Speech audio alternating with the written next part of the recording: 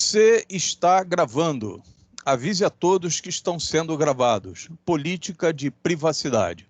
A política de privacidade consiste no meu alerta a vocês de que tomem cuidado com o que dizem e tomem cuidado com o que mostram. Ultimamente está dando cadeia. E eu aqui não estou comemorando um ano de aniversário, de infeliz aniversário da quarentena.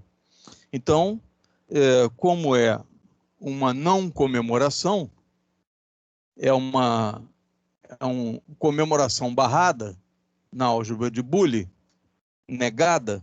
Então, saúde para todos e vacina. Muito bem, vacina para todos, né? Então, é o que nós todos desejamos. Então, eu começo aqui,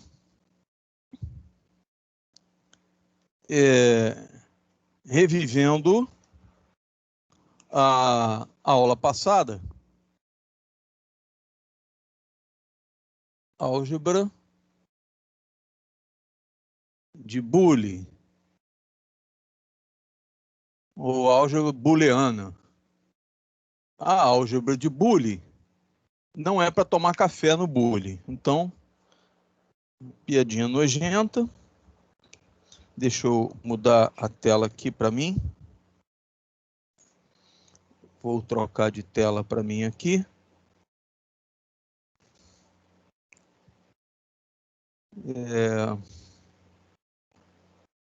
Infelizmente está demorando. Ok, pronto. Então, temos algumas coisas a relembrar da aula passada, né? Então, na aula passada, eu terminei a aula com um resumo assim, ó. Então, eu vou começar com esse resumo. Aqui, uma porta AND, uma porta OR,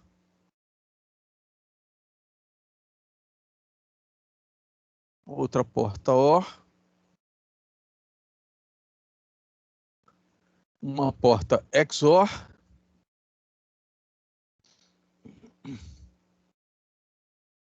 uma porta XOR. Aqui. Então, o que eu fiz? Na aula passada, eu mostrei, está faltando o terminal de saída, né? Então, na aula passada, eu terminei mostrando algumas equações da álgebra booleana, os postulados da álgebra booleana, e eu tinha feito a análise desse caso aqui, por exemplo, uma porta NAND, uma porta AND, que uma das entradas tem uma variável que pode ser 0 ou pode ser 1, e na outra entrada ela tem sempre nível lógico 1, permanentemente. Então, o que sai? E aí eu fiz a análise. 0 AND 1 dá 0. 1 AND 1 dá 1. Então, a saída ficava igual à entrada. Quando entrava 0, saía 0. Entrava 1, saía 1. Então, a saída é a própria variável A. S igual à própria variável A. E quando tem permanentemente 0 em uma das entradas? Aqui está a entrada, na outra entrada tem 0 permanentemente, então você analisa primeiro com o nível lógico 0. 0 AND 0, a saída dá 0. 0, aqui AND 1, a saída dá 0. Então a saída dá sempre 0. A saída será sempre 0. Se tiver 0 numa entrada, a saída será sempre 0. Numa porta OR, aqui está a entrada. Se ela for 0, 0 ou 1, dá 1. Se for 1, 1 ou 1, dá 1. Então ela dá sempre 1. A saída será sempre 1. Né? Se a saída será sempre 1, está aqui a resposta. Aqui essa outra, 0. Se eu puser 0 ou 0, dá 0. Se eu puser 1, 0 ou 1, dá 1. Então, a saída é igual à entrada. Então, a saída é a própria variável A. Essa daqui, se eu puser 0, 0 ou exclusivo 1, dá 1. 1 ou exclusivo 1 dá 0. Então, você observa que o que eu puser na entrada A fica invertido na saída S. Fica invertido. Então, a saída S é a entrada invertida. Então, a saída S é igual a A barrado, A barra. Por último, essa daqui, eu tenho uma entrada A aqui, eu boto 0 ou 0 exclusivamente, então dá 0. Eu ponho 0 ou 1, dá 1. Então, a gente observa que a saída copia o que tiver na entrada. Então, a saída é igual à entrada. Muito bem. Agora, nós podemos escrever isso numa função booleana. Então, vamos escrever essa primeira aqui em cima. É uma porta AND, a saída S é 1 em uma entrada, AND, uma variável A.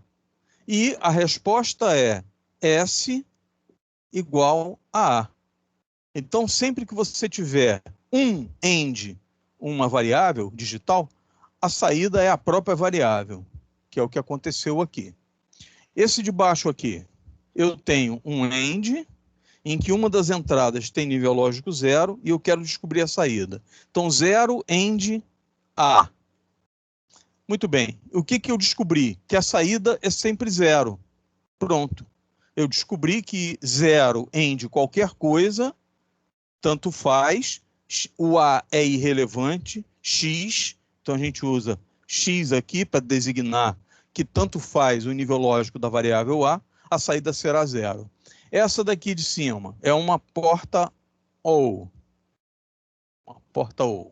Então a saída é igual 1 ou A.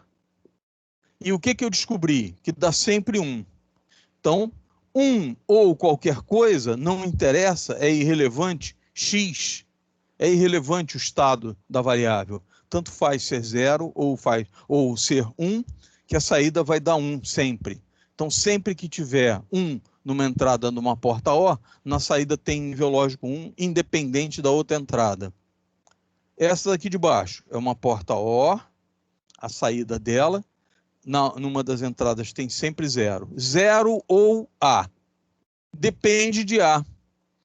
Então, se o A for 0, dá 0. Se o A for 1, dá 1. Então, é a própria variável A. Então, sempre que tiver um OR com 0, a saída dá a própria variável A. Você não precisa decorar isso. Basta que você compreenda esse funcionamento. Basta que você saiba, primeiro, decorar o símbolo, mas que você compreenda que é 0 AND 1. Não, uma porta AND, ela dá 1 na saída quando tem 1 numa entrada e 1 na outra. Então, é um E. Então, você tem que associar com a função lógica dela, um E. Um OU tem 1 na saída quando tem 1 numa entrada ou na outra. Então, é uma porta O. 1 numa saída, 1 numa entrada, ou 1 na outra, ou 1 nas duas, dá 1 na saída. E uma exclusive OR, uma OU exclusivo. Tem 1 na saída quando tiver 1 numa entrada ou na outra entrada exclusivamente. Não pode ter nas duas. Muito bem. Então, com esse raciocínio, deixa eu fazer essa daqui de cima. Então, a saída é igual a um OU exclusivo. Está aqui o símbolo do OU exclusivo. Né? Pode, entre um nível lógico 1 permanente e uma variável A. O que resulta? A inversão da variável A. Então, ele atua como se fosse um inversor. Então, sempre que eu tiver uma porta XOR, e eu usar um pino dela para colocar 1 ou 0 para controlar, eu transformo ela num inversor ou num buffer. Essa aqui de baixo, a saída é igual. Um OU exclusivo de um 0 com a variável A. Então, eu tenho a variável A. Se o A for 0, dá 0. Se o A for 1, dá 1. Pronto. Então, aqui estão as equações booleanas desses circuitos que estão mostrados aqui. Simples assim. Vou apagar e vou passar agora para as outras funções booleanas e rememorar o teorema de De Morgan. Lei de De Morgan. Arídio. Oi? Arídio. Eu só queria entender uma coisa. Você falou que esses que dão resultado A na saída, eles funcionariam como buffer, certo? Quase. Porque, não sei se você viu quando eu falei do buffer, o buffer tem a função de aumentar a a capacidade de corrente, né? Então, tecnicamente, ele funciona como um buffer, porque as portas lógicas simples, o fan-in dela é 1 e o fan-out dela é 10. Então, se ela repete o sinal, ela está atuando como um buffer com fan-out de 10 e um fan-in de 1. Sim, eu lembro disso. Lembra? Não, mas todos esses três que têm a saída A, eles vão funcionar como buffer? Sim. Tá. E assim, a utilidade desses que assim, tem uma entrada 0 e saída 0, uma entrada 1 e saída 1.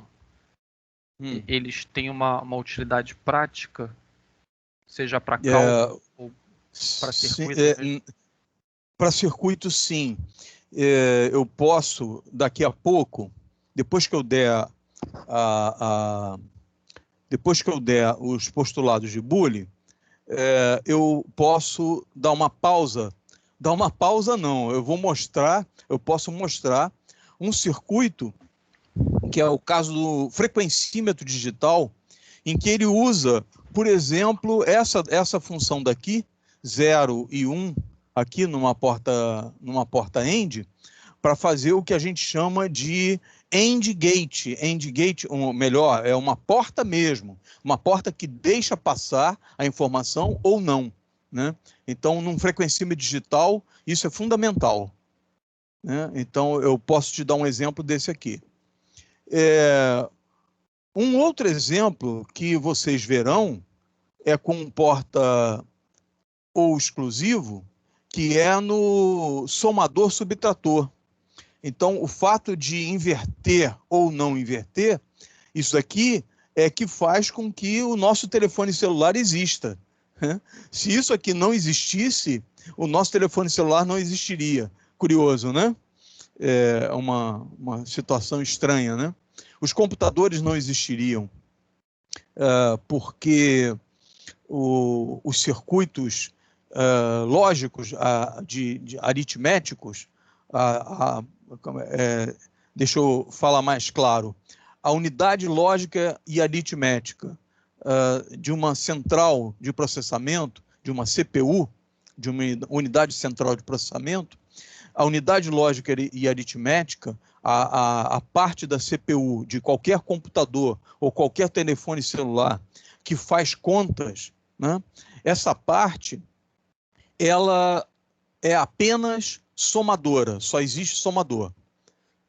E para que ela seja subtrator, o que se faz é através da soma com o complemento de um número. E o complemento de um número eu mostrei na aula passada, que é colocando um jogo de porta XOR controlados. Inverte todos os bits ou não. Faz o complemento desse número ou não, né? Então, são duas aplicações.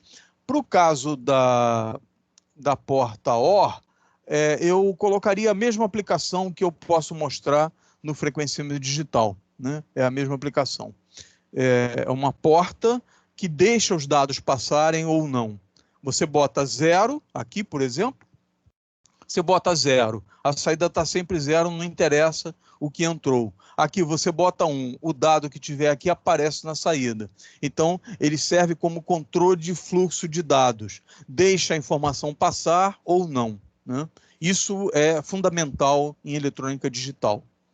É claro que eu falando assim, viu, Reinaldo? Eu falando assim, você não faz a menor ideia do que eu estou falando, provavelmente, né?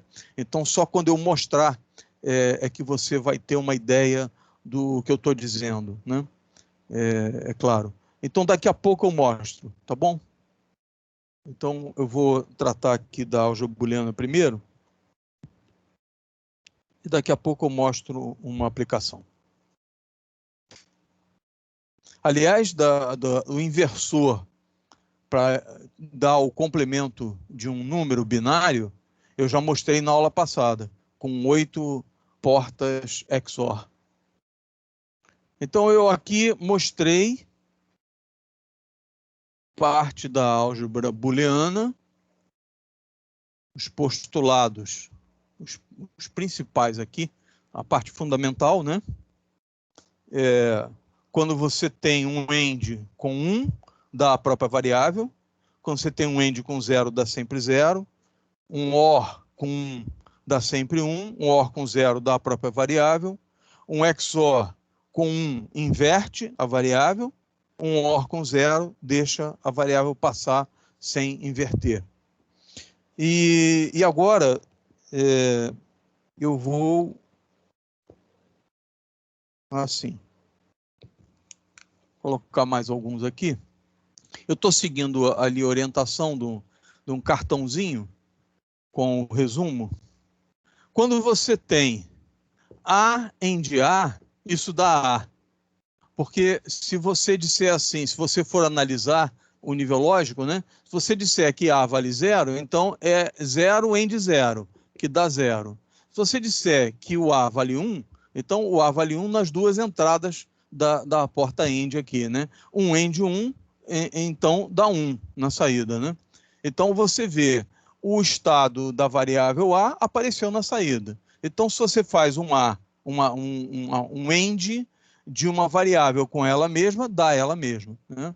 Um OR também. Você faz A ou A, dá o próprio A. O que é isso aqui? O que está escrito? O que está escrito aqui assim? Está escrito isso aqui, ó. Você pega uma porta AND, junta as duas entradas e coloca um nível lógico nele. A. Na saída, você tem A. Você pode perguntar, e para que serve isso? Para nada, mas é uma questão lógica relevante, que você saiba. Isso daí um dia você pode barrar com alguma situação parecida com essa e você vai compreender como está funcionando. Se você fizer um OR em que as duas entradas têm a variável A. Então, a porta OR, então aqui eu tenho entrada, uma outra entrada, juntei as duas e liguei numa variável A, pode ser 0 ou pode ser 1, e ela vai reproduzir na saída, igualzinho, né? E por último, um OR exclusivo de A com ele mesmo também dá A. Então, um OR exclusivo, você juntou as duas entradas, duas ou mais entradas, na saída você tem A. Então, se o A for 0, na saída dá 0, se o A for 1, na saída dá 1. Eu não espero que vocês decorem isso. A matéria corre muito rapidamente, né? Então é difícil vocês terem tempo de decorar isso tudo.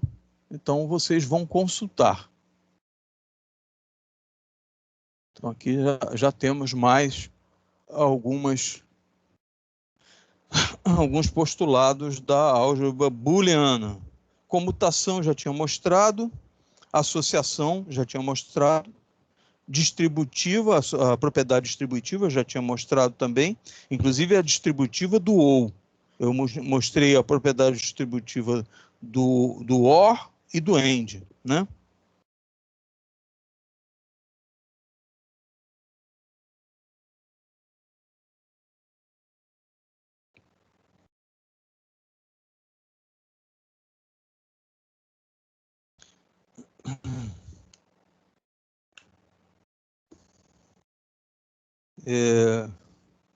Deixa eu apagar isso aqui. Eu quero mostrar uma outra um pouco mais pesada.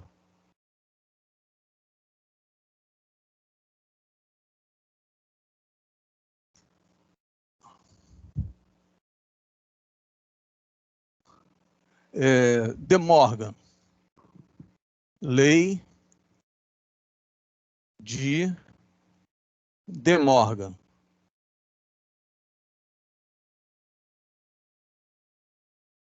De Morgan era o nome do cara, né? Por favor. Então, no teorema de De Morgan, só estou repetindo da aula passada, é assim, se você tem uma porta NAND, duas entradas, o resultado todo é barrado, quer dizer, isso daqui é isso aqui, ó. Uma entrada A, uma entrada B e a saída é invertida. Esse daqui é o símbolo dessa função lógica que está aqui. Então, você olha embaixo da barra e você vê que tem uma porta AND de duas variáveis, A e B. Está aqui, ó. Porta AND de duas variáveis. E depois você pega o resultado todo e inverte. Então, você tem isso aqui. A primeira lei de De Morgan, ela é traduzida para isso aqui, ó.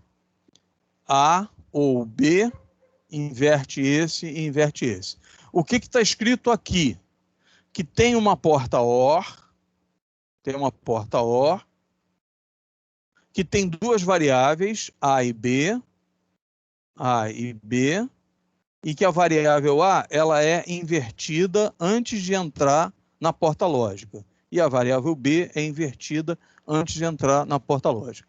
E a lei de De Morgan diz que isso daqui é igual a isso. Então, onde tem um circuito desse, você pode colocar esse e vice-versa. Então, isso aqui é idêntico. Faz a mesma função lógica. Muito bem. A segunda lei, a outra lei de De Morgan, é essa daqui. Observa, essa aqui é um AND. Então, eu vou fazer a mesma coisa com um OR. Tudo invertido. Qual é o circuito que faz isso aqui? Uma porta OR, uma entrada A, uma entrada B e o resultado todo invertido. Muito bem. Isso é igual e o circuito lógico é idêntico a... Mesma coisa. Eu fiz uma porta OR, observa aqui, compara esses dois. É uma porta AND e aqui uma porta OR. Perdão, aqui uma porta NAND, aqui uma porta NOR. Então, eu posso colocar uma porta OR e inverter as duas entradas. Aqui eu posso colocar uma porta AND e inverter as duas entradas.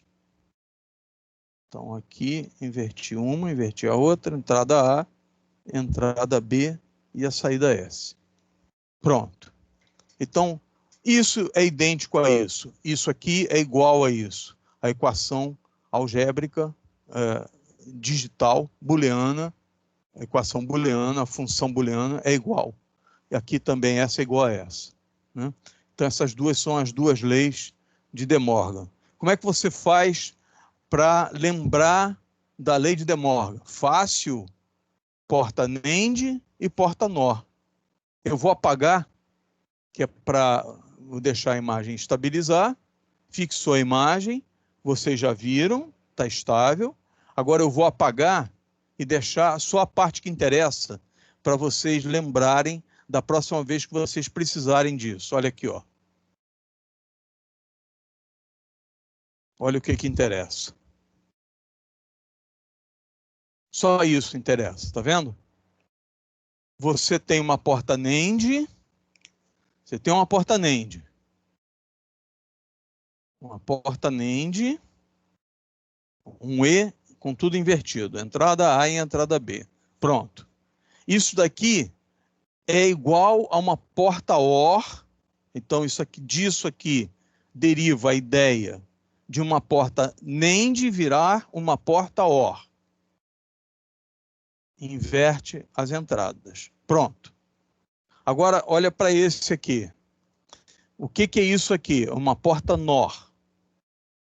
Uma porta OR com a saída invertida. Entrada A e entrada B. Uma NOR vira uma AND. Uma NOR vira uma AND. Inverte as duas entradas, pronto. São iguais. Então, isso aqui implica Nisso daí, é igual. Muito bem. Então, agora temos um resumo aí, né, da ideia. Vou apagar e vou mostrar os últimos ali. Não é mais De Morgan. De Morgan acabou aqui, mas ainda é álgebra booleana. Então, temos aqui comutativa, associativa. Vou repassar a associativa. Associativa não, distributiva. Vou repassar a distributiva para que vocês revejam. Primeiro, eu vou mostrar a mais óbvia delas. Aqui, ó, tenho A, AND, B ou C. Né? Igualzinho álgebra linear. Igualzinho álgebra linear. É álgebra booleana, mas você age como se fosse álgebra linear. Então, aqui está multiplicando. Então, você multiplica esse, você multiplica esse. Qual é o resultado? Vamos botar o parênteses. A AND B ou A AND C. Certo? Igualzinho álgebra linear. Mas tem um outro que é muito diferente de álgebra linear. Vamos botar aqui, ó. Eu tenho um A ou B AND C. Isso aqui não tem nada a ver com álgebra linear. Mas existe a propriedade distributiva num OR aqui. Você pode distribuir o OR. Você faz A ou B,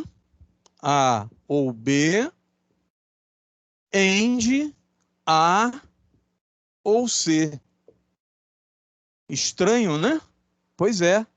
Isso é álgebra booleana. Não é álgebra linear. Então, essa aqui é a distributiva.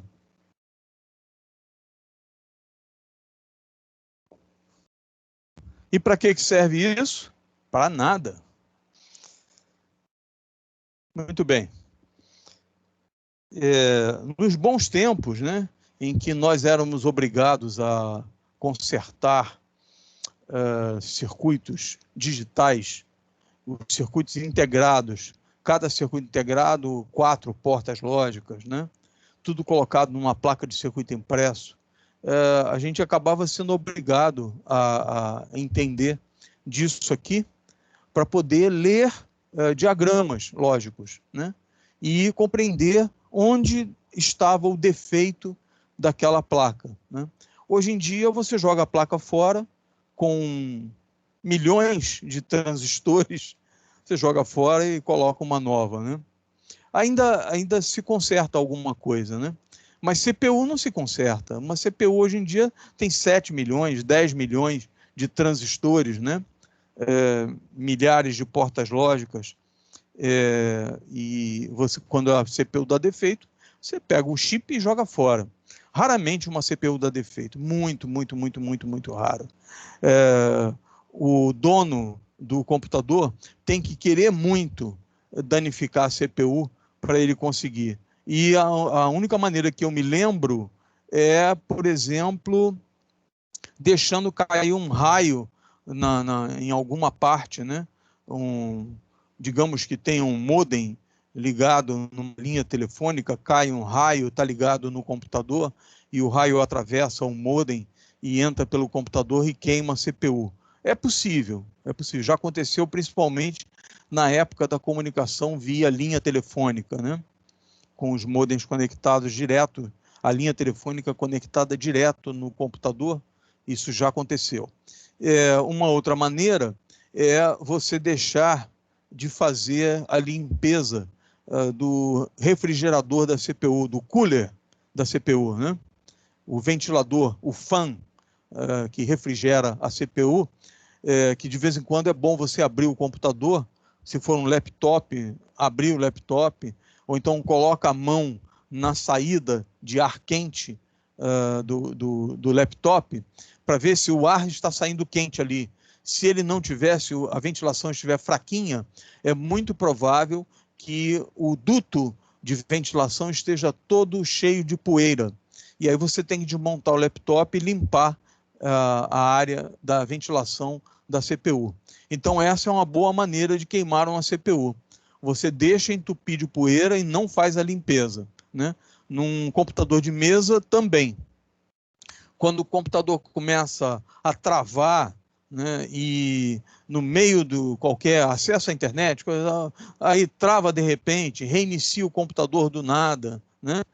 Claro que pode ser a fonte de alimentação também, que é muito comum dar defeito. Mas uma coisa que acontece muito é a falta de ventilação da CPU, por poeira no ventilador da CPU, e quando a pasta térmica, a graxa de silicone ou outro tipo de pasta térmica usada, quando ela está ressecada, não transfere o calor do chip da CPU para o dissipador de calor, né, do ventilador. E aí não dissipa, e uma maneira de você verificar isso é você olhar no sistema da BIOS, né, e olhar a temperatura da CPU e você vê que ela está lá a 80 graus, né? E você põe a mão no dissipador de calor e ele não está tão quente assim. Significa que não está transferindo o calor da CPU para o dissipador. Então, uma boa maneira de queimar a CPU é essa. Você não trocar a pasta térmica de vez em quando. A cada 2 anos, por exemplo, né? Muito bem. Já foi a distributiva. Então, agora tem uma que é de absorção, que é meio boba, que é assim. Eu tenho um A, AND, A ou B. Quanto é que dá isso? Qual é o resultado disso? Bem, é só você fazer o seguinte, ó. Distribui aqui, faz a distribuição, né? Então, dá AND A ou A AND B, né? A AND A ou A AND B. A AND A aqui, isso aqui dá A. Isso aqui dá A. Ou A AND B. Muito bem. Agora, usa o inverso da distributiva de novo aqui, né? Como se fosse álgebra booleana, né? Traz inverso, bota o A em evidência. A AND 1 ou B. Deu para entender? Vou refazer aqui. Distribui, dá A AND A ou A AND B. A AND A dá A AND B, A AND B. Bota o A em evidência. Aí o que fica aqui dentro do parêntese? 1 ou B. 1 ou qualquer coisa dá 1. Então, bota o A aqui. A ou AND 1, perdão, A AND 1 dá A. Olha que interessante. Isso daqui, ó, é igual a A. Que interessante, né? Vou fazer de novo agora com a outra.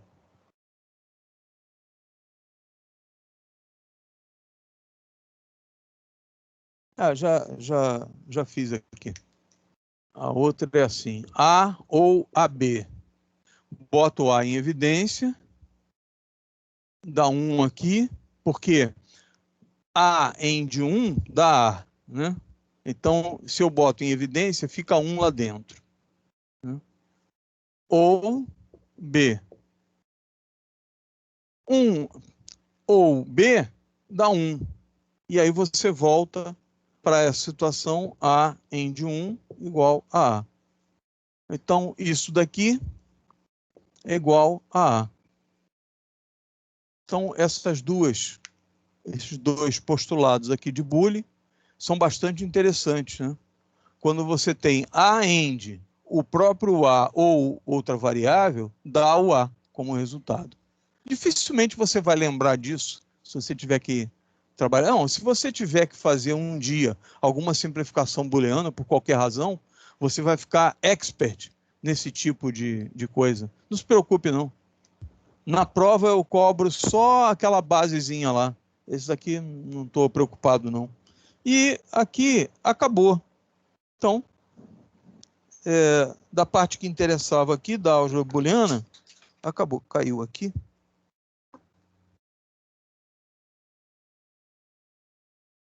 Essa parte acabou. Então, me resta agora dar um exercício, mas eu vou colocar o exercício no vídeo. Eu tenho vídeos já prontos para a prova, que eu vou distribuir para vocês essa semana, para fazer a prova semana que vem. Arídio. Pois não. Eu estou molhando a garganta. Eu acho que eu não captei um detalhe aí. Acho que eu ainda não consegui perceber. 1 ou B dá 1. Sim. Por quê? Ah, tá. É só isso? O resto você entendeu? Sim, o resto eu entendi. Não, tranquilo. Eu acabei de fazer. Vamos ver aqui de novo. Não tem nenhum problema. Já sei qual é o problema. Olha só. Eu tinha feito ainda há pouco A ou 1. Dá 1. Agora eu fiz B ou 1. Dá 1. Então você quer entender por que 1 ou qualquer coisa dá 1, né? É isso que você está querendo entender. Isso. Então vamos fazer aqui. Vamos fazer passo a passo. Você vai entender tranquilamente. Foi aquele anterior que eu botei as portas lógicas, é o mesmo. Eu vou repetir ele. Então veja lá. Eu tenho...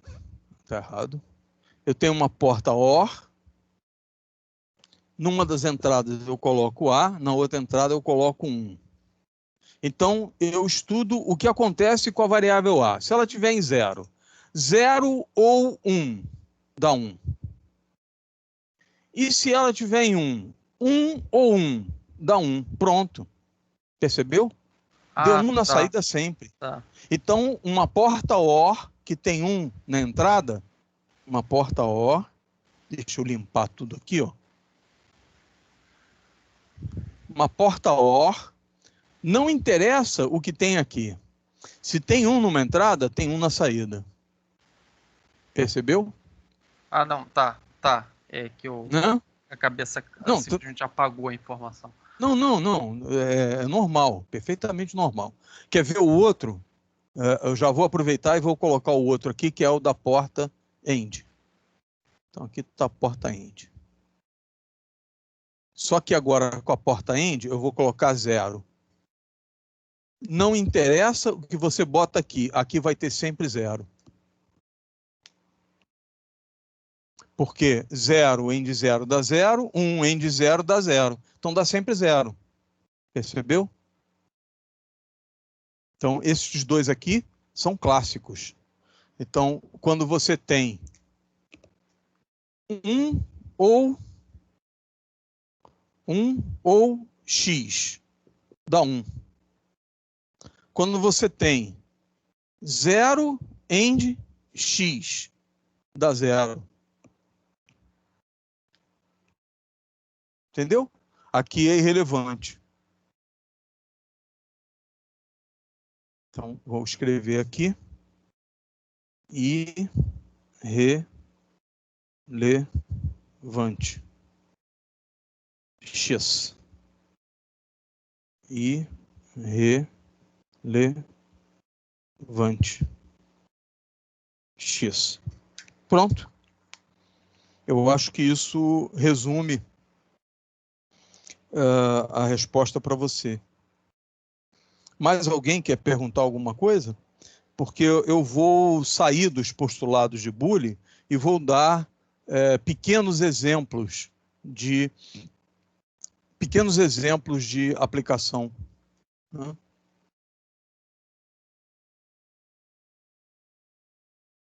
E depois no exercício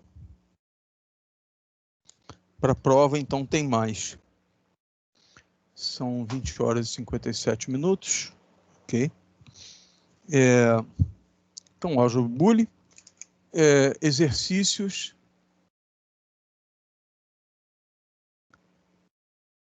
simples. Estou fazendo questão de colocar aqui que são exercícios simples, porque existem exercícios complexos. Muito bem. Então, exercício simples. Eu vou colocar aqui, assim, ó, uma porta end,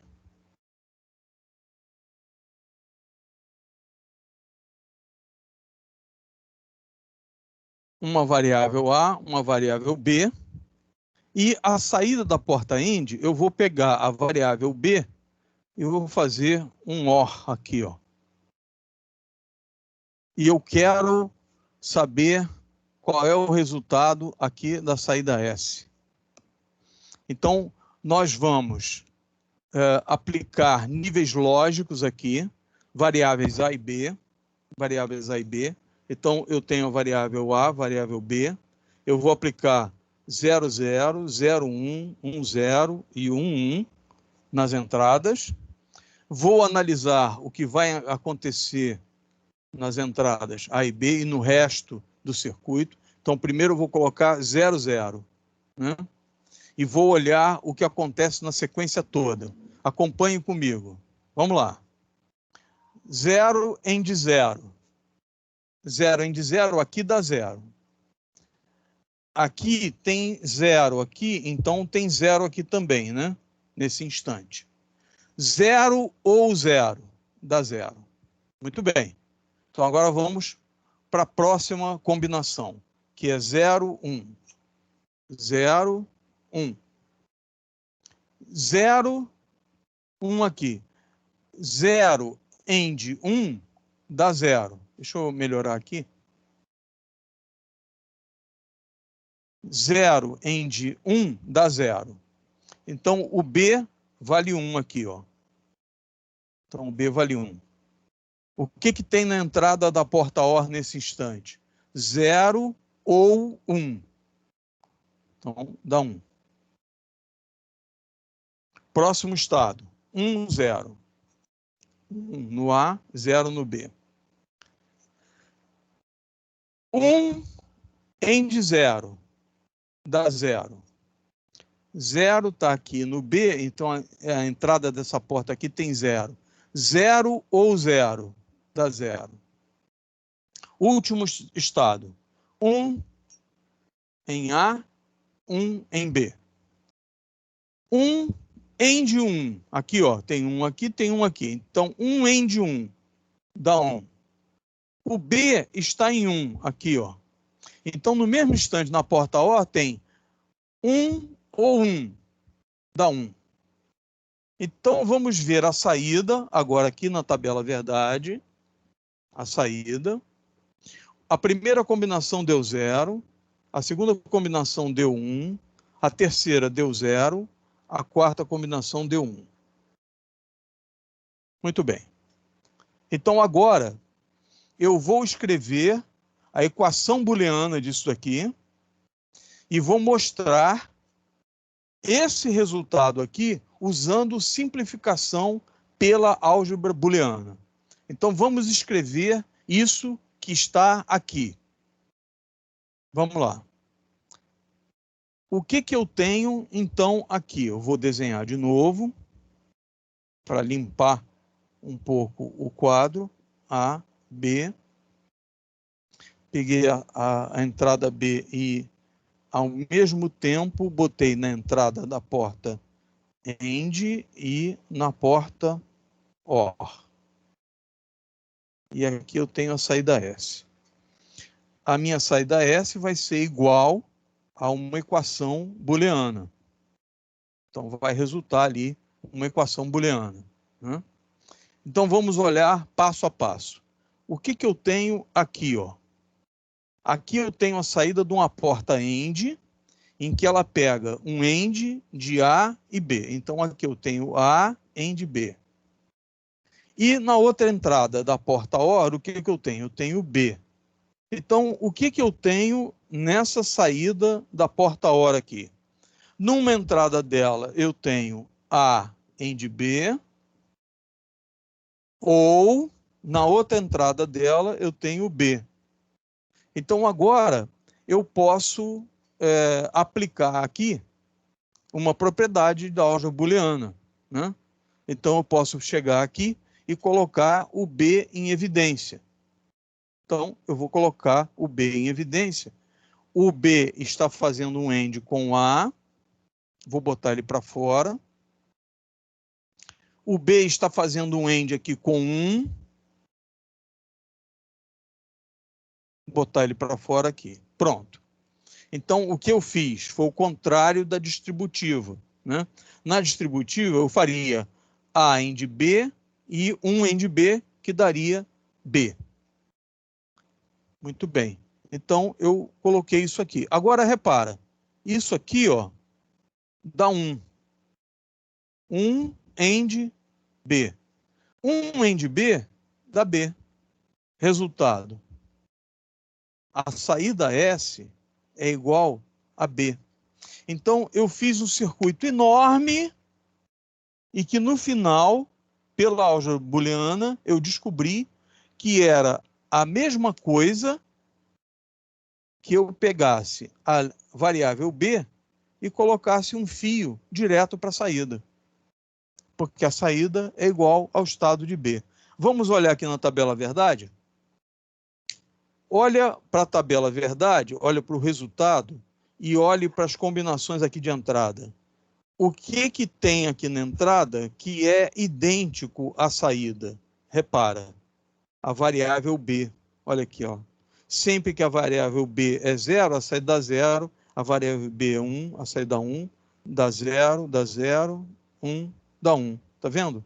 Então, a saída S é igual à variável B. O A é irrelevante. A é irrelevante.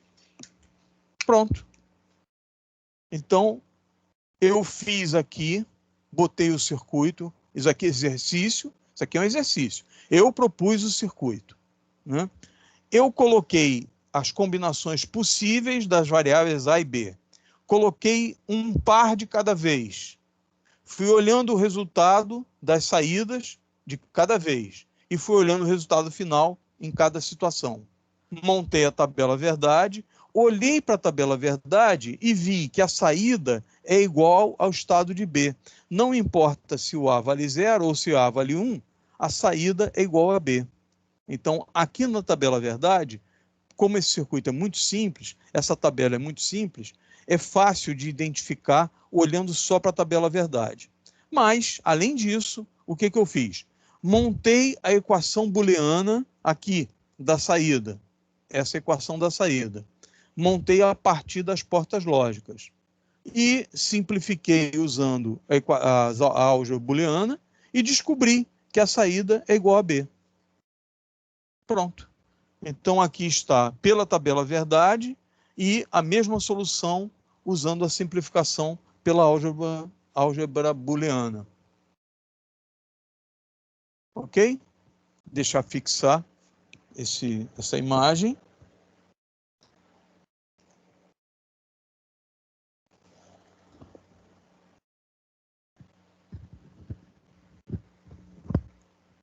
Pronto, a imagem está fixada.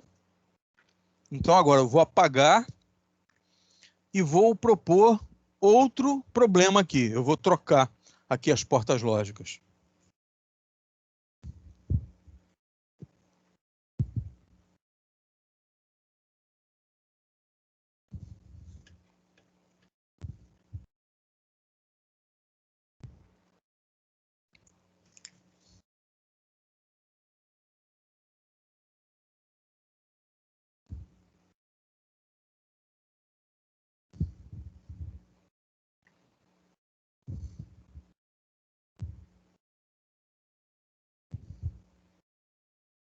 Muito bem, então vamos lá.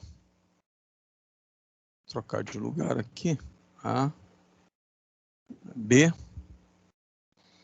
Então eu tenho A e B, a saída é S, 0, 0, 0, 1, 1, 0, 1. E a saída é S. Então vamos ver a sequência, depois a gente faz a equação booleana do circuito. Então, primeira combinação, 0, 0. 0 ou 0 dá 0. Ao mesmo tempo, esse 0 da variável b está sendo aplicado aqui. 0 em 0 dá 0. Segunda combinação, 0 no A, 1 no B. 0 ou 1 dá 1. Ao mesmo tempo, o B vale 1. 1 em 1 dá 1. Ok. Próximo passo, 1, 0. 1, 0. 1 ou 0 dá 1. O B aqui vale 0 no mesmo instante. 0 em 1 dá 0. E por último, 1 ou 1 dá 1. 1 ou 1 dá 1. No mesmo instante, tem 1 aqui da variável b. 1 em 1 dá 1. Então, a sequência ficou assim. Primeiro 0, depois 1, depois 0, depois 1. Ficou igualzinho a outra, né? Eu troquei as portas de lugar e o resultado foi o mesmo. Né? A saída S é igual à entrada B. O A é irrelevante. S igual a B e o A é irrelevante. Tanto faz, se é 0 ou se é 1.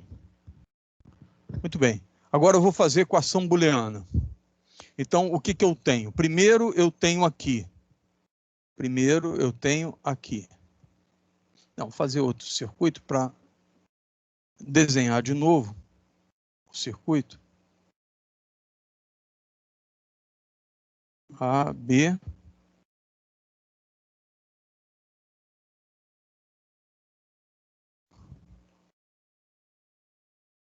A end B.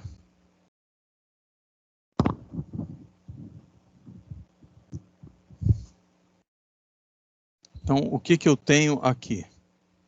Aqui eu tenho A ou B. Do lado de cá eu tenho B. Então, o que eu tenho aqui no final? A saída S é igual a ou B end B.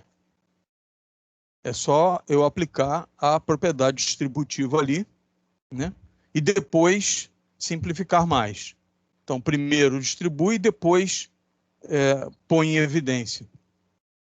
E aí as coisas vão aparecer. Então, vamos lá. Então, primeiro eu distribuo aqui, ó.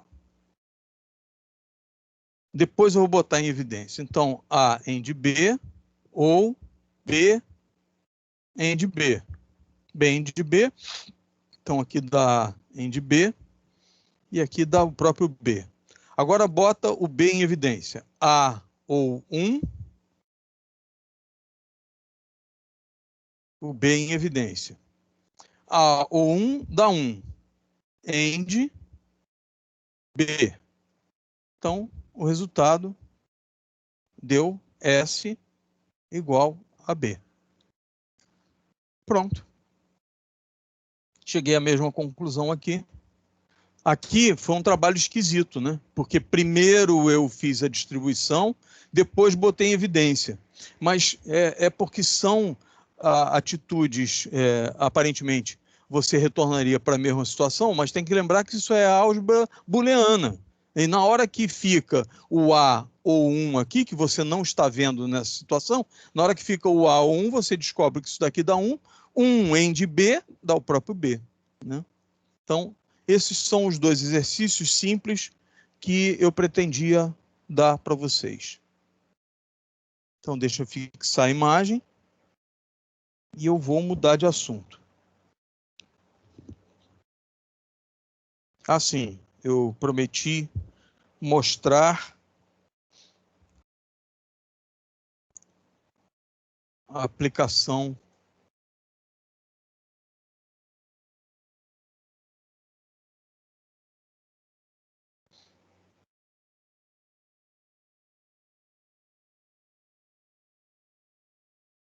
somos 9. Está o Victor, está o Rinaldo, está o Olavo, está o Jorge, o Georneres, o Gabriel, o Fernando e o Carlos. Boa noite para quem eu não havia dado boa noite ainda. E o André? Não, o Adriano. O Adriano não entrou. Ele pediu para eu colocar ele. Mas tudo bem. Vamos lá. Então, deixa eu salvar aqui.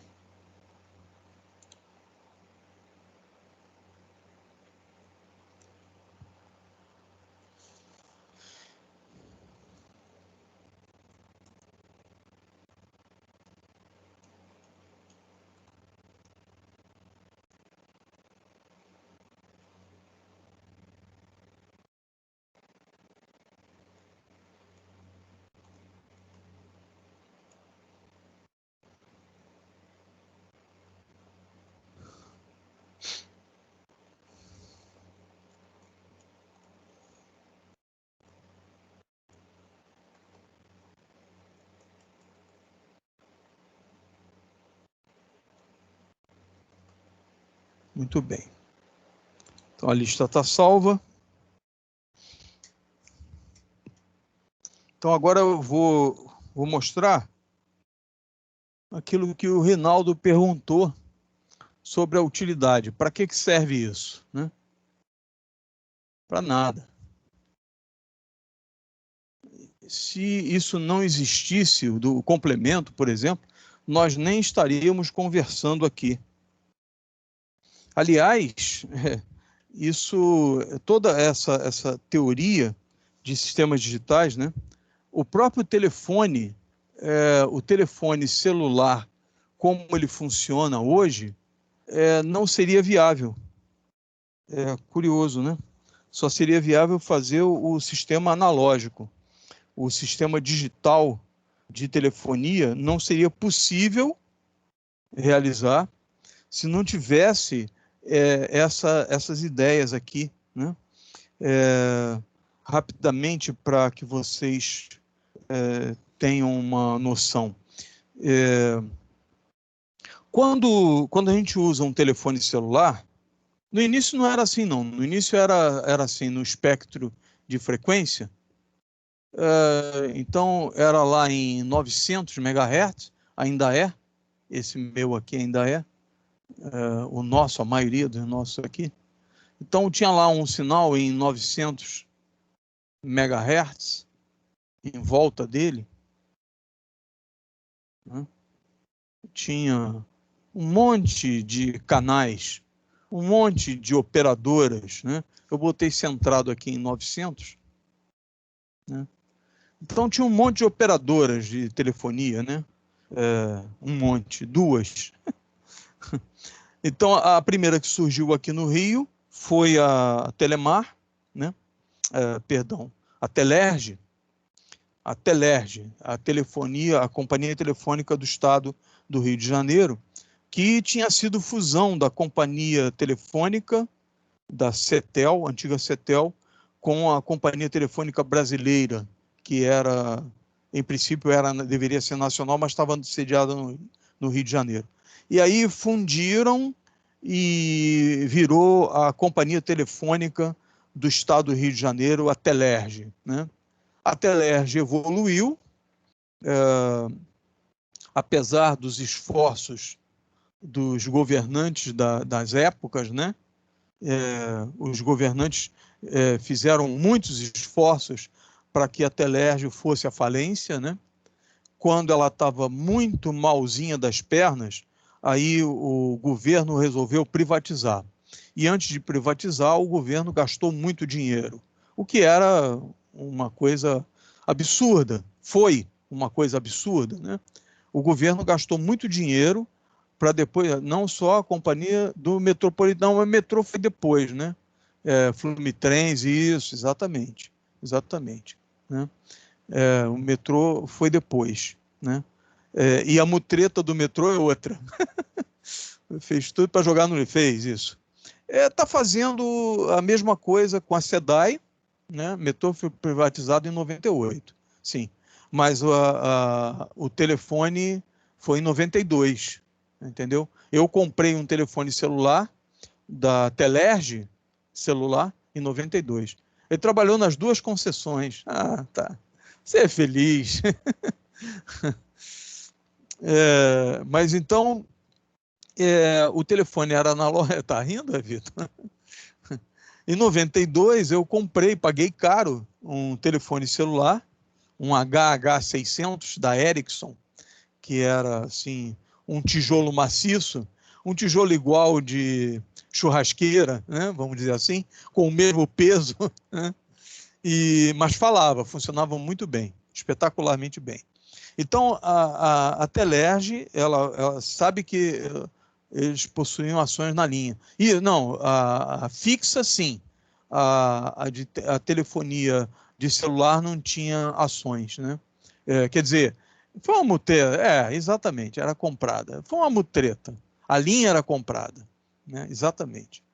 Mas eu tenho ainda a ação da antiga Telerge, que virou Oi, né, atualmente. Oi? Eu tenho ação porque eu tinha comprado uma linha telefônica fixa, né?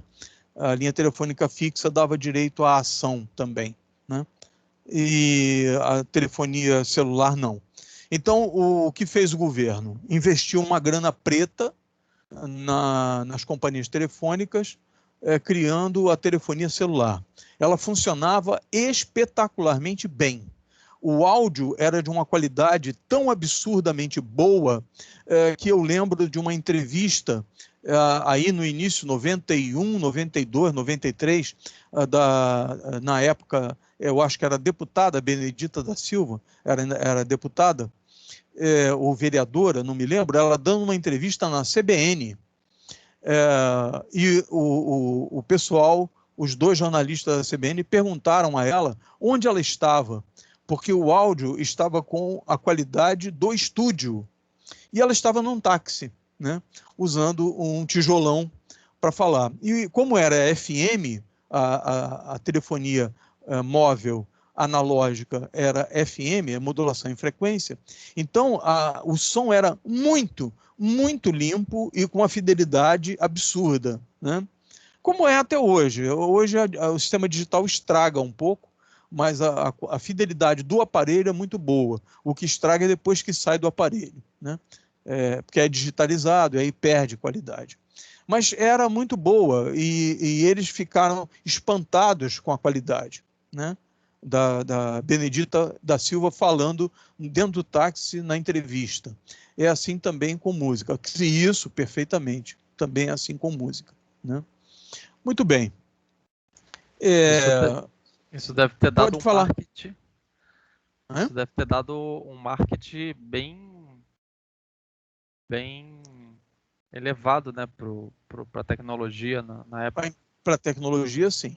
Mas tinha um problema, que como cada telefone celular ocupava uma frequência, então não cabiam muitos telefones celulares nas centrais telefônicas, né? Isso era um problema. E o sigilo era nada, não existia sigilo.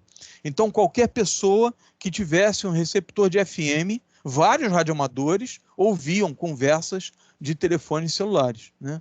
Porque era muito comum existirem receptores de radioamadores que iam até 1.2 GHz e demodulavam AM, FM, telegrafia, SSB, qualquer tipo de transmissão, né? E os radioamadores, quando descobriram as frequências, eles botavam por curiosidade, botavam anteninha na janela do apartamento em Copacabana, por exemplo. Copacabana tem ali uns 2 milhões de habitantes, 1 milhão de habitantes, pelo menos, morando em Copacabana, né? Dizem que se Copacabana sair para a rua não cabe todo mundo ali na Avenida Atlântica, né? Porque mora tanta gente ali. Na Avenida Paulista é muito pior, né? Em São Paulo. Então, a telefonia era assim, ela ocupava, cada telefone ocupava uma frequência. E não havia sigilo. Então, vieram duas empresas, né? A primeira empresa foi a Telefônica. a Telefônica comprou a Telerge e nasceu também caramba, esqueci, era uma porcaria. Virou a Claro depois, que é uma porcaria também. Mas eu não vou lembrar agora. Alguém... ATL, obrigado. Obrigado, ATL.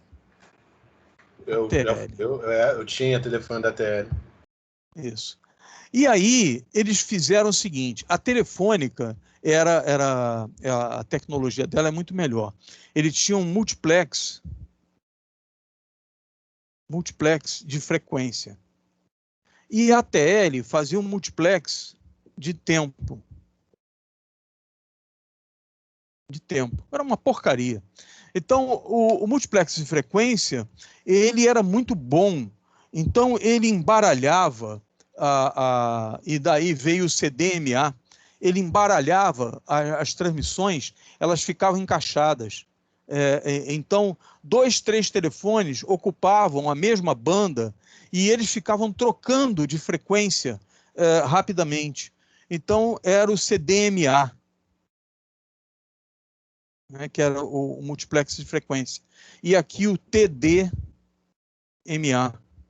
que era o multiplex de frequência no domínio do tempo, né? Aqui eu não lembro exatamente a sigla, não vou lembrar agora, mas era multiplex de frequência que multiplex no tempo, né? Domínio do tempo, e aqui eu não estou lembrado, mas é alguma coisa de comutação, se eu não me engano. Então, esse daqui é o vencedor, né?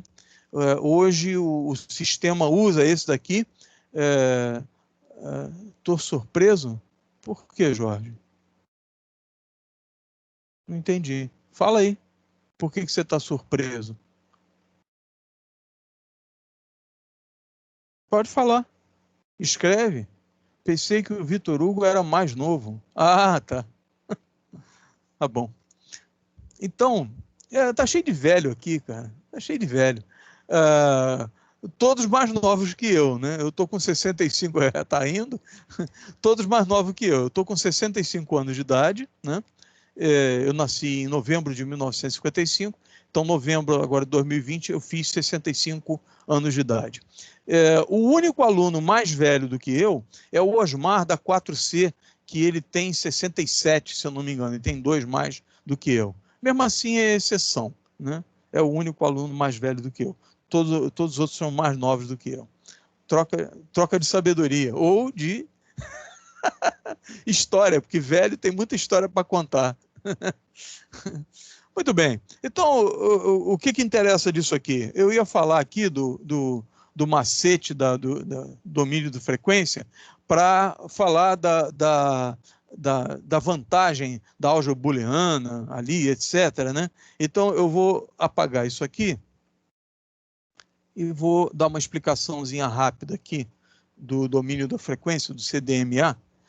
Hoje em dia não chamam mais CDMA, como é que é? Não é GSM, não, mas estou esquecendo. GSM sim, mas é igual o LGBTQI+, plus, moranguinho, né? Que tem alguma coisa a mais aí no GSM, mas é GSM, né?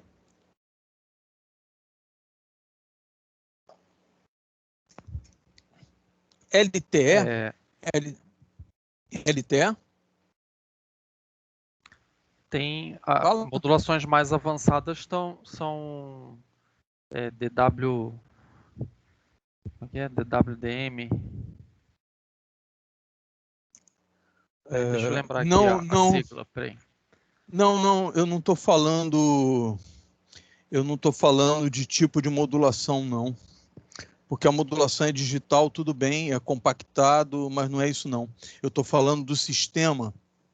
O GSM, o GSM usa o CDMA. Dentro do GSM existe o CDMA. A ideia é assim, está aqui o espectro de frequência variando, mesmo em 900 MHz, né? Aí tem uma banda de 1,2 MHz, 1,2 megahertz, em volta ali de 800 e pouco. Eu vou tirar esse 900 daqui, porque é 860, 800 e poucos megahertz. CDMA, Horus? Hein? É o tal do WCDMA? CDMA. Não, tem Na prática, o que mudou para o usuário foi que o aparelho deixou de vir atrelado a alguma coisa que cortou ali. Mas esquece isso. Não é disso que eu estou falando, não. Eu estou falando disso aqui, ó. Quando você pega um telefone celular e liga ele começa a transmitir para a central telefônica. É pena que eu não tenho analisador de espectro aqui. Lá no Cefet eu mostrava isso. Eu pegava um telefone celular, ligava ele, botava o analisador de espectro do lado, e aí você vê ele mandando os pulsos, assim, uns pulsos violentos para a central telefônica. Aí a central telefônica responde para ele, começa a comunicar com ele, a que estiver mais perto dele, e manda para ele um número. Atualmente, eu acho que esse número está em 128 bits. Não tenho certeza se já mudou, mas era 128 bits. Aí manda lá para ele um número de 128 bits. Imagina, 128 casas, né? Manda esse número para esse, que é a chave. Manda a chave para ele. E a partir dessa chave, eles pegam essa chave e colocam num registrador de locamento feito com um monte de flip-flops,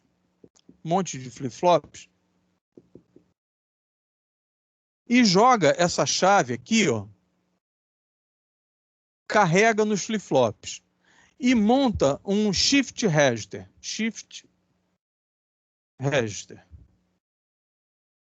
que é um registrador de deslocamento, que aí você dá clock em todos os flip-flops,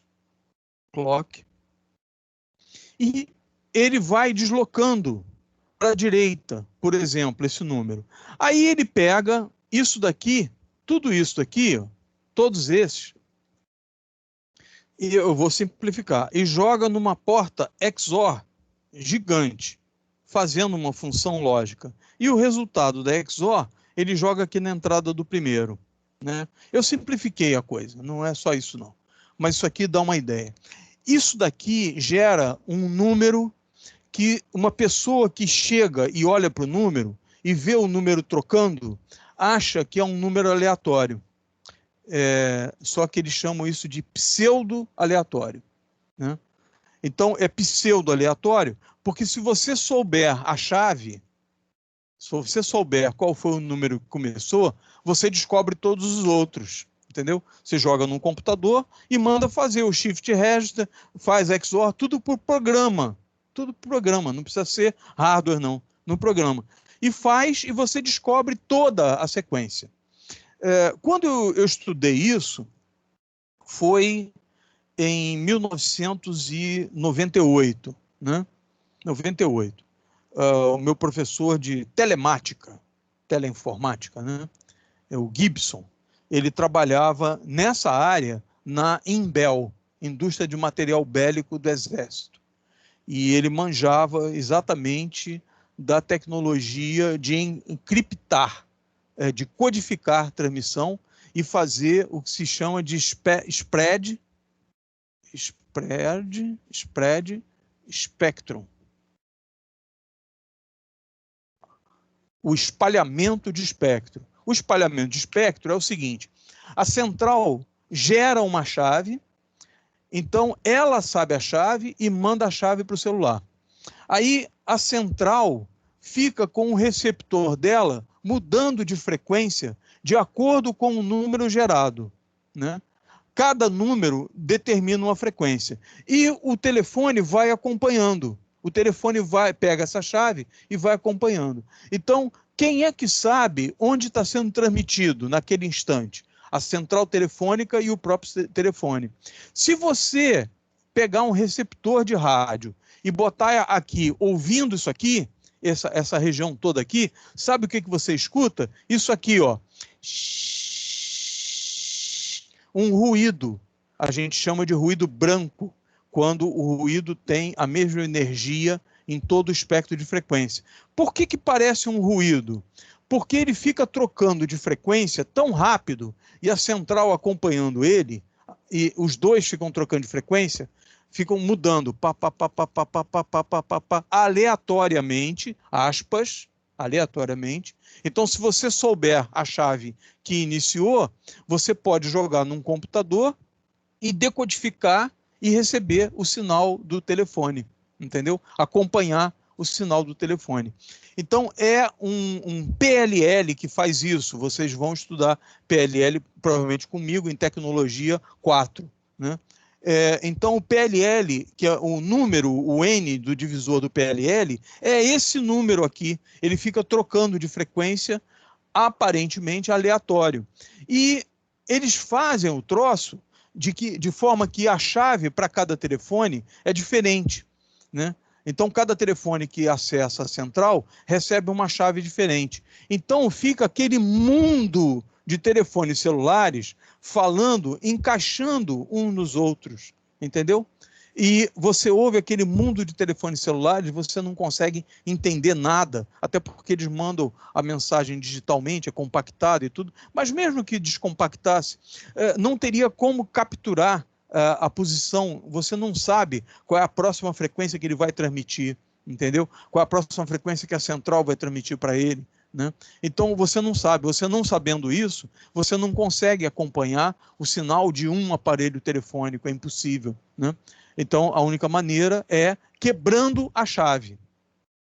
Em 1998, o professor Gibson disse que uma chave de 128 bits foi quebrada, se eu não me engano, em 24 horas por 100 computadores. Então eles puseram 100 computadores processando ao mesmo tempo, conseguiram quebrar a chave de 128 bits de uma central telefônica para um telefone em 24 horas, né? Em um dia. O que não serve para nada, absolutamente nada, né? Porque quando quebrou a chave, a ligação já desfez. Quando a pessoa ligou de novo ou chamou de novo outra pessoa pelo telefone, já veio outra chave, já mudou. Então a chave vai durar pouquíssimo tempo, né? Então é um negócio assim de maluco, né? A central telefônica sabe a chave de cada telefone naquele instante em que ele está falando. A Polícia Federal tem, a última vez que eu ouvi falar, eles tinham comprado 2 equipamentos. A Polícia Federal comprou 2 equipamentos que eles conseguem rastrear telefones celulares, né? É claro que em acordo com a companhia telefônica, né? Ele sozinho normalmente não quebraria a chave, né? Então, isso tem que ter uma ordem judicial para a polícia poder ir lá e pegar a chave com a central telefônica para poder rastrear um aparelho telefônico, né? Muito bem. Então, é isso, é o Spread Spectrum. Spread Spectrum, inclusive, existe essa expressão, inclusive, em CPU. Só que no caso da CPU, é alguma coisa relativo à memória, para pegar os dados na memória cache da CPU, né? E aí eu não sei como funciona o Spread Spectrum lá, porque não tem nada a ver com frequência, né? São slots de dados dentro da CPU, não tem nada a ver com o espalhamento de frequência, né? Então, onde entra a porta OR, onde entra a lógica, entra aqui, ó. Aqui entra a lógica de fazer um XOR de 128 bits, os flip-flops deslocando, né?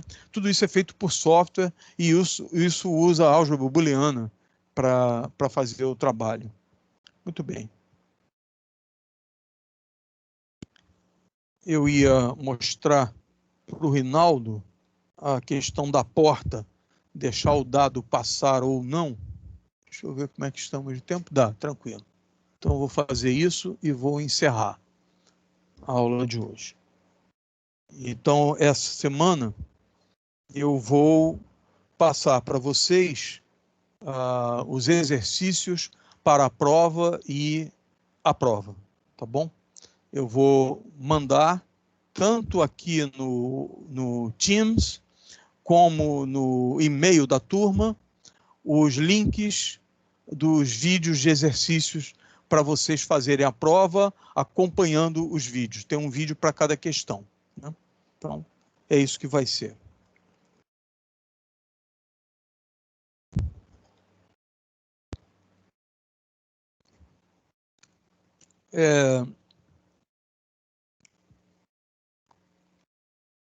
Eu, na aula passada, mostrei um conjunto de 8 XOR, em que eu pegava uma entrada de cada uma e fazia um controle. E aqui eu colocava um número binário, o bit 0, o bit 1, o bit 2, etc. E aqui saía o bit 0, o bit 1, o bit 2, etc. E no controle, se eu pusesse nível lógico 1, ele invertia, inversor. Se eu puser nível lógico 0, ele vira um buffer. Então, aqui, o que eu tenho? Se eu botar nível lógico 1, eu tenho os bits barrados. Se eu botar nível lógico 0, eu tenho os bits diretos. Todos eles diretos. Então, 1, ele inverte. 0, ele fornece o mesmo dado da entrada. Para que serve isso? Isso aqui serve para fazer o que se chama complemento a 1. Complemento a 1, que é o complemento a 1 de um número binário, que é inverter os bits. Se você fizer o complemento a 1 e somar 1, você tem o complemento a 2, que é o que falta a 2. Se você pegar um número, primeiro número, e somar o complemento a 2 de um segundo número, o que você está fazendo é uma subtração. Isso aqui depois eu posso mostrar para vocês. Se você pegar um número 1 binário e somar com o complemento a 2 dele, o resultado é uma subtração, né? Isso aí é um efeito matemático, uma coincidência matemática tremenda, que dá um resultado fantástico, e é isso que permite a gente estar aqui conversando hoje, né? Isso daqui, complemento, inverte, não inverte, isso daqui, esse quadro aqui, é a razão da gente estar conversando hoje. Se isso aqui não existisse, se essa coincidência matemática não existisse, né? Coincidência porque para ter o negativo no número, que é esse caso aqui, complemento a 2, basta inverter o número. E inverter um número em eletrônica digital é muito fácil. É só botar uma XOR e inverter, ou botar um transistor para inverter. Então, essa coincidência matemática com a eletrônica, né, essa facilidade, foi que permitiu a existência de computadores, telefones celulares e tudo isso que a gente tem hoje, né? Calculadora, mais simples calculadora usa essa técnica da soma com um complemento, né? Complemento de um número, né? Somar com um complemento a 2 de um número é a mesma coisa que você subtrair o número 2 do número 1. Muito bem. A outra que eu ia mostrar é o caso do frequencímetro, que o Rinaldo perguntou para que servia pegar uma porta IND ou uma porta OR e botar 0 sempre, botar 1 sempre, onde é que isso era útil. Então, existe um equipamento eletrônico chamado frequencímetro digital, porque existem outras formas de medir frequência. Mas o frequencímetro digital, ele é chamado de contador.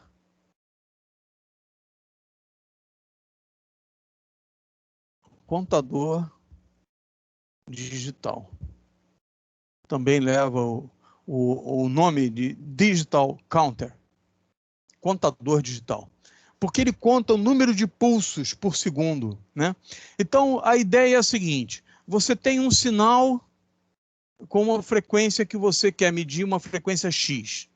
Aí esse sinal aqui é senoidal, ou qualquer outra forma de onda. Você pega esse sinal e passa num Schmitt trigger, um disparador de Schmitt. Depois vocês vão estudar isso lá comigo, provavelmente, em tecnologia 4. Um Schmitt trigger. O Schmitt trigger transforma qualquer forma de onda em onda retangular. Porque ele trabalha por corte e saturação, e ele tem um laço de esterese, por isso que ele tem esse símbolozinho aqui, é porque ele quando troca de estado, ele troca de estado assim, ele vem em nível lógico 1, de repente ele passa para 0, e quando ele vem ao contrário, ele muda de estado em outro nível aqui.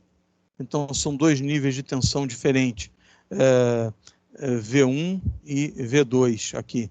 E aqui nível lógico 0, aqui nível lógico 1. Né? Então, duas tensões diferentes, ele muda de tensão. Geralmente é 0,8, um muito conhecido, 0,8 e 1,6 volts. Né? E aqui o 0 é 0 volts e o 1 é 5 volts, que é da família lógica TTL, é o 7414, que são 6 inversores Schmitt-Trigger. Né? Então, o Schmitt-Trigger, disparador de Schmitt-Trigger. Deixa eu escrever aqui. Schmitt-Trigger. Schmitt-Trigger. Né? Disparador de Schmitt. Então, ele transforma em onda quadrada, onda retangular. Né, quadrada, os tempos não precisam ser iguais. E aí ele pega esses pulsos aqui e coloca numa porta end. E nessa porta end, ele coloca uma base de tempo. Base de tempo de 1 segundo. Essa é a forma mais simples. Então, durante 1 segundo, ele fornece nível lógico 1 e depois fornece nível lógico 0. Quando ele abre essa janela aqui, ele permite que passe para cá pulsos durante um intervalo de tempo de 1 segundo. E aí você coloca num contador. Você coloca num contador, joga num display.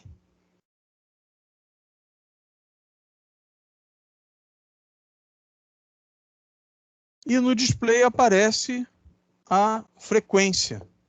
Porque o número de pulsos que passa para o contador no intervalo de tempo de 1 segundo é a frequência em Hertz. Pronto. Então, onde é que está a importância daquela porta lógica com 0 e 1? É isso aqui, ó. Se você bota 0, ela fica em 0 sempre. Se você bota 1, ela fica repetindo o que tem na entrada. Então, aqueles pulsos lá de cima, assim, ó, deixa eu tentar pegar aqui, fazer um desenhozinho rápido aqui, para tentar passar a ideia aqui, assim. Se você está em 0, aqui abriu para nível lógico 1 e aqui fechou, se isso aqui durou 1 segundo, você pegou esses pulsos aqui, ó, e contou os pulsos. Então, você contou quantos pulsos tem em 1 segundo. Essa daqui é a base de tempo. É a janela que é aberta por essa porta lógica, uma janela no tempo em que deixa os pulsos passar para o contador, depois fecha a porta. Então, você bota nível lógico 0, está fechada. Ele só está vendo 0. Né? Então, está fechada, ele só está vendo 0. 0, 0, 0, 0, o tempo todo. Aí a porta abre, os pulsos passam naquele intervalo. Então, primeiro está em 0, depois vai para 1, depois vai para 0 de novo. Quando estava em 0, o contador não recebia pulso.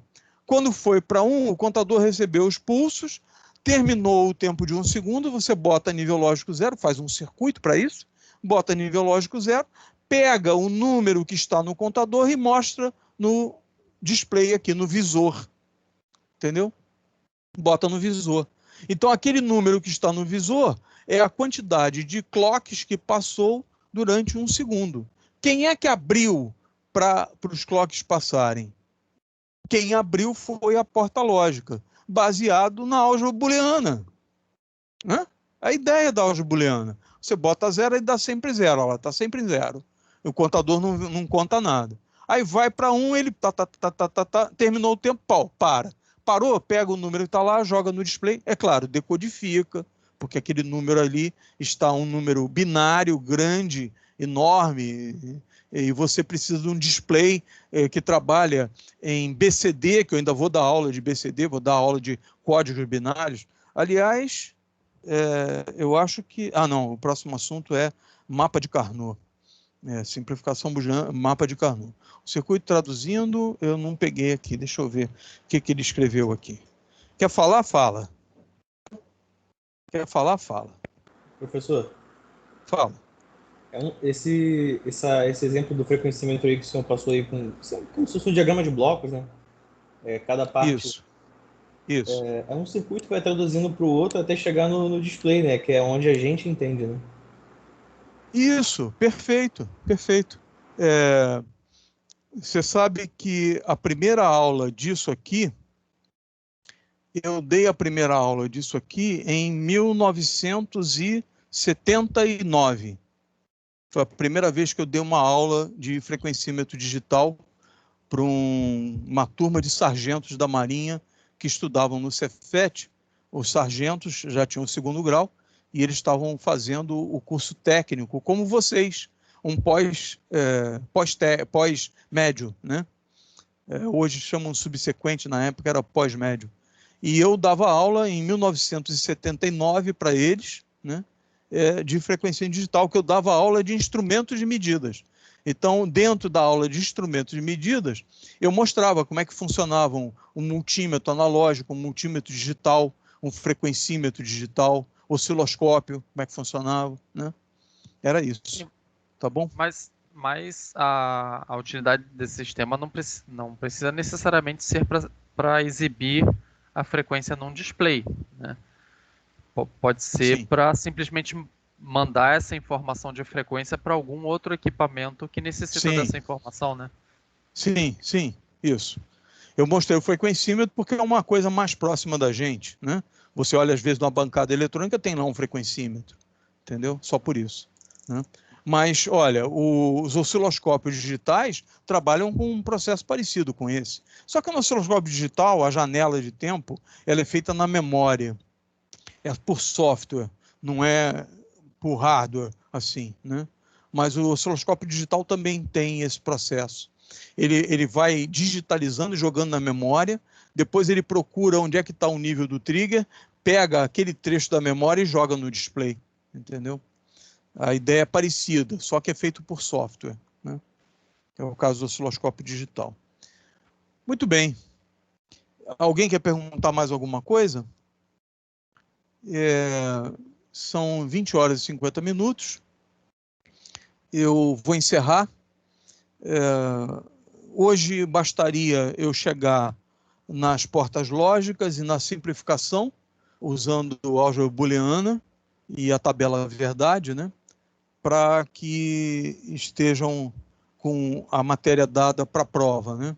Mesmo que não tivesse toda a matéria, não tem importância, porque os vídeos que eu fiz de exercícios para vocês fazerem a prova, eles têm embutido neles a explicação também, né? Não é só o exercício, é o exercício resolvido e explicado, né? Os vídeos já estão prontos, são da turma do ano passado, do período passado, né? Então eu vou passar o link para vocês, tá bom? Alguém gostaria de falar mais alguma coisa? Perguntar mais alguma coisa? Não? Tudo certo? Muito bem. Então, já que está tudo certo, acertado está. Estamos combinados, então, que nada está acertado e que a única coisa que é certa é que vocês têm que fazer uma prova. eu tenho que corrigir essa prova e depois tenho que lançar uma nota, né? Então, vamos fazer aqui o nosso jogo de Flamengo e Bangu, né? O Flamengo já perdeu de 6-0 para o Bangu uma vez, né? Mas o Bangu já perdeu dezenas de vezes de 6-0 para o Flamengo. Então vamos cumprir a tabela, né? E eu vou passar a prova para vocês, uma prova bem simples, tudo baseado nas aulas que eu dei aqui, os exercícios, e quando é diferente, no exercício, que eu vou passar o vídeo para vocês, a prova é baseada no exercício, né? Então você pode dar Ctrl+C e Ctrl+V, né? No exercício e na prova, e você vai respondendo, e eu vou passar as instruções para a prova, que é vocês me devolverem, hoje é dia 16, 23, 30. Talvez até dia 30. Eu quero ver se no dia 30 eu já coloco a nota de todo mundo, entendeu? Antes do dia 30 até. Então, se vocês puderem, preciso explicar a ela como fazer o e-mail institucional. Não entendi. Heitor escreveu... não, a mensagem não tem nada a ver com vocês, não. É porque é de um grupo de coordenadores. Professor. Pois não. Na analogia que o senhor fez aí, a gente fica sendo Flamengo ou Bangu? Boa. Não, é Flamengo. Flamengo. Vocês vão dar de 6-0. Tá bom? 10-0. 10-0. Tá bom? Muito bem, então. Muito obrigado, então, pela atenção. É sempre um prazer. Então, eu vou primeiro encerrar a gravação com boa noite para vocês e até a terça-feira da semana que vem.